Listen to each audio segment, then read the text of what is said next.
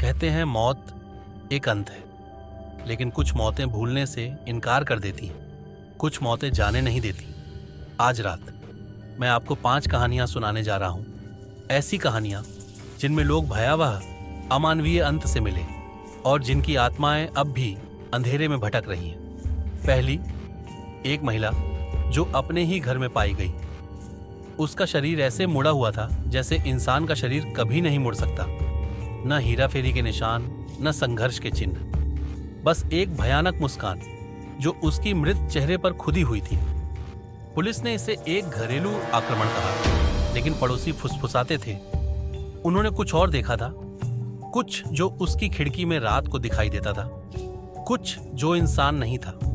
दूसरी, एक आदमी जो अपने सिर में गूंजती आवाजों से परेशान था। उसने अपने दोस्तों को बताया कि रात में ये आवाजें उससे बातें करती हैं, उसे कुछ करने के लिए कहती हैं। वे उसे उसके बाथरूम में पाए गए। उसका प्रतिबिंब शीशे में घूर रहा था, लेकिन उसका शरीर दूसरी दिशा में था। उसकी गर्दन मुड़ी हुई, उसके होंठ हिल रहे थे, लेकिन कोई आवाज नहीं आ रही थी। और वह आवाजें, वे रुकी नहीं, वे बस किसी और के पास चली गई। तीसरी, एक बच्ची जिसका कोई काल्पनिक दोस्त नहीं था, जब तक कि एक दिन ऐसा नहीं हुआ। उसने उसका नाम मिस्टर होलो रखा। वह उसके साथ खेलता था, उससे बातें करता था। फिर एक रात वह चीख उठी। उसके माता पिता दौड़कर उसके कमरे में गए, लेकिन वह वहां नहीं थी। सिर्फ दीवारों के भीतर से आती खरोंचों की आवाज सुनाई दे रही थी। पुलिस को कभी कोई शव नहीं मिला, लेकिन जब सालों बाद वह घर तोड़ा गया, नींव के भीतर छोटे छोटे हाथों के निशान मिले।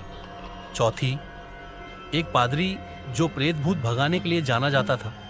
एक रात उसने अपनी सभा से कहा कि उसने कुछ ऐसा देखा है जो शुद्ध बुराई थी, कुछ ऐसा जिसे देखने की उसने कभी कामना नहीं की थी। अगली सुबह उसे चर्च में मृत पाया गया। उसकी आंखें गायब थीं, उसकी जीभ खींच ली गई थी, लेकिन उसका चेहरा अब भी एक चीख में जड़ा हुआ था। उसके चारों ओर जल रही मोमबत्तियां बुझी नहीं थी, लेकिन हवा बर्फ की तरह ठंडी थी। और पांचवी, एक आदमी जिसे शीशों से प्यार था। उसने अपना पूरा घर शीशों से ढक दिया, हर दीवार, हर कोना। वह दावा करता था कि उसने अपनी परछाइयों को हिलते देखा है, कुछ जो उसका नहीं था।